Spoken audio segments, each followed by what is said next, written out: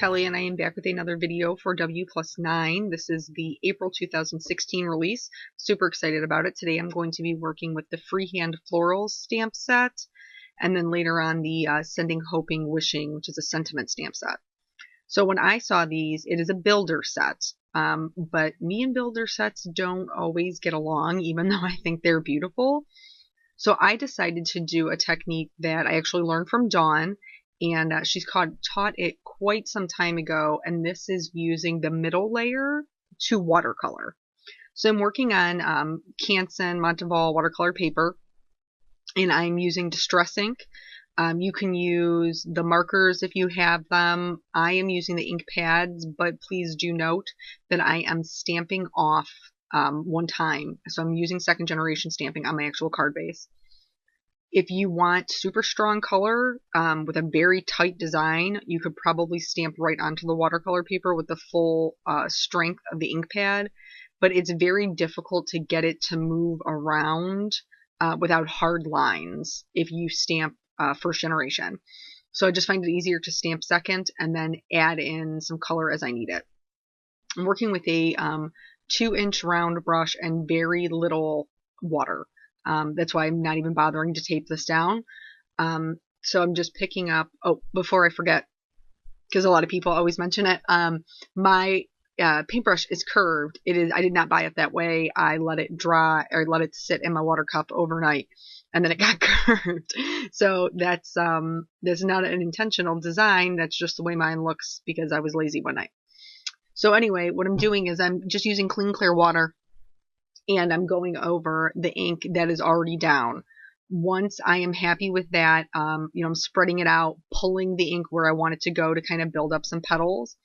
Once I was done with that, I wanted to add a little bit more intense color, so I'm working in a Ranger craft mat. I just smushed a little bit of ink from the ink pad directly onto my craft mat, and then I am re-wetting the area with clean, clear water because I'm using such a little amount of water. They pretty much dried up the moment I was done, and I wanted that watercolor look. I didn't want really harsh lines, so I'm re-wetting and then just kind of dropping in more pigment where I would like it to be a little darker. We are heading into spring, yay! And I wanted some really pretty pastel roses, but you can make them as intense as you want. Whatever is going to fit the card design that you have in mind. I wanted mine to be a little bit softer because I was making almost a complete background, so I didn't want them to be super bold. Even though I do love bold color, we'll get there, don't worry. This summer you'll be like, oh my goodness, look at all these bold cards, where'd those pastels go?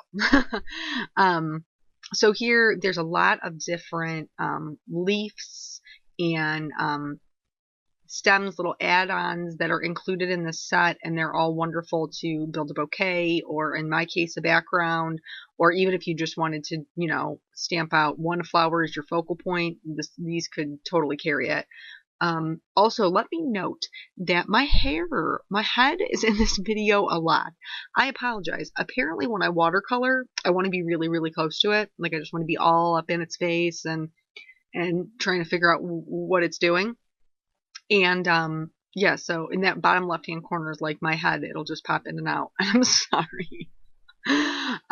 So here I'm doing the same thing with the leaves. I stamp down second generation stamping and then just re-wet the area with clean, clear water after I had spread it around, and I'm dropping in just a little bit more pigment.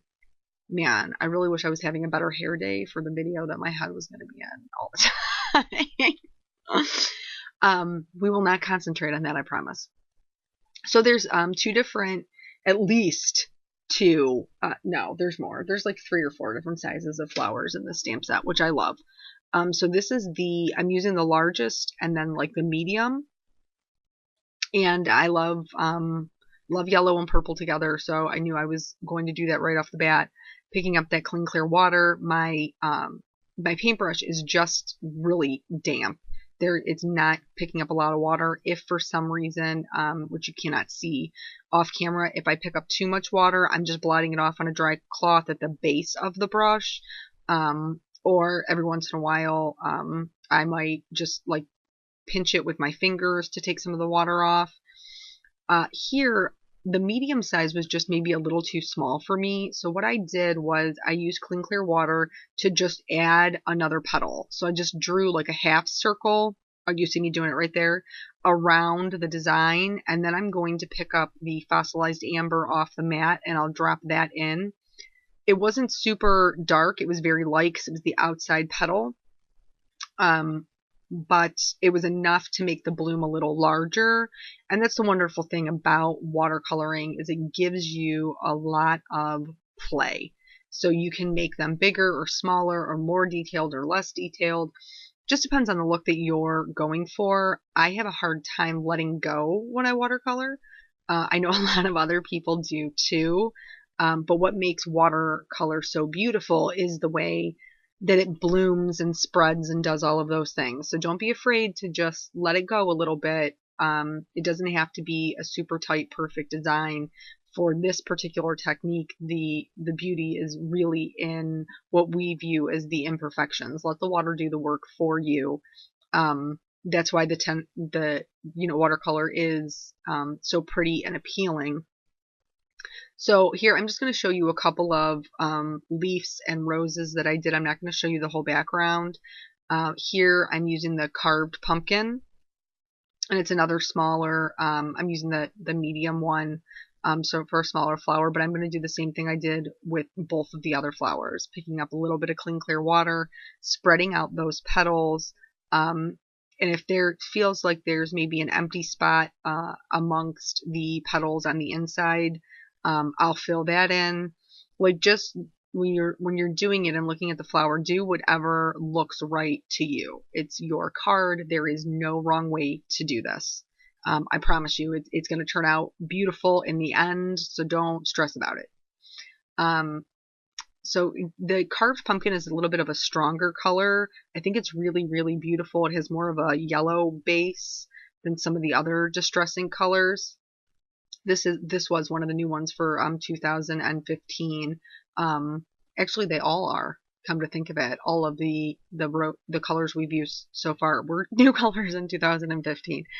But then I'm going to add in some more of that pine needles. Was the green that I picked that's a little more on the blue side. And again, that's another trick that I learned from Dawn. Here, there was a petal, or a leaf that was sticking out a little too high. I'm just going to take my baby wipe and wipe that right off. And you'll see me do it again here, where I'm going to stamp the leaf. I want to put it down. It's a little too large, so I'm going to stamp it off again, just half of it, stamp it off. And then when I want to put the other, anything like that, where I want to put it behind a flower, I don't even take the time to clean them off. Like, I just half stamp them, or, just swipe it with a baby wipe. This technique is so forgiving. Later on, I don't even know if I left that part in, but I had gotten some picked raspberry. That will be the fourth color I do for my flowers. I got some picked raspberry, just like a spot of it on my card, and I just hit it with some clean, clear water, blotted it up with dry cloth, and it was like it never happened. So, yeah, I'm a big fan of that, being able to clean up any of your boo-boos where it gets where you don't want it to go. So here we're going to do another large rose, and we're just going to kind of build it out the same way. Oh, here, yeah, this is me fixing my boo-boo because I got pink on my finger, and then I touched my card base. Don't act like you've never done that. You've totally done that. We've all totally done that. So the picked raspberry was a lot lighter than I thought it would be, which I was kind of surprised because I just re-inked all of these before I started. So, but it was quite a bit lighter than I had anticipated. But again, you can fix that with adding in the extra color off your, I'm going to call it a palette, but it's my craft mat. You can fix that up to however dark you want them to be. I love how this looks like white embossing, but there is no embossing. Like, all of those breaks, and those are important to leave when you're doing something like this. Leave those white breaks, because that's what separates your petals. That's what gives you a highlight and keeps it from looking just like one large mushy mess. So yeah, make sure you reserve your white space. but I'm just going to, add in as much color or as little color as you want, depending upon how, dark you're looking to go. Like I told you before, I would recommend definitely re-wetting the area so that the color can spread. So now I'm completely done with the watercoloring, and I have cut, no, I didn't cut it yet. I will be cutting it down. So here I want to use these Wishing, Hoping, Sending, and I want to use the Sending You Love and Hugs. So when I first picked up my stamp there, it was not straight, so I had to do that again. I'm going to be using W+9 ink for the Sending. This is Silver Lining. And I'm going to go ahead and stamp that, and then you can't see it on screen, but I actually stamp it off on a scrap piece of paper because this is the first time I've used this stamp, and I wanted to make sure it was going to stamp nice. Except I forgot I was stamping on watercolor paper. So it's not a smooth surface. It's hard to get a good impression. That was my fault, not the ink's fault. And this I didn't even let you watch me stamp because all you see is the back of my head. But we're going to fix up that Sending, don't you worry. So I thought it would be cool to kind of add a little bit of a drop shadow to, I guess, make it a little bit bolder. So that's what I'm doing. I just have a Copic Safe writing, I think they call them writing pens, they're journaling pens, whatever.